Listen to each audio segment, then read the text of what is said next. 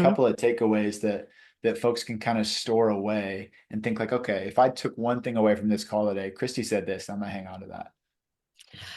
I think that um, the saying that I heard that affected me the most and is so real is the Chinese proverb that says, "When the student is ready, the teacher will arrive."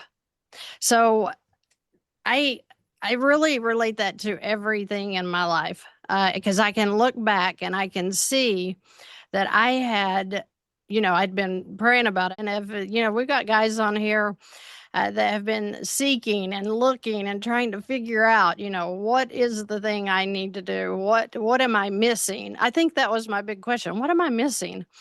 And again, when velocity banking was introduced, I was like a hungry person that finally found a piece of bread. I was just all over it. I've been all over it ever since Yeah. because it was just so encouraging. And the way you can use your money and not make an extra dime, Yeah. you're just moving your money to serve you. I just think I'm still amazed. I can sit and talk about it all day.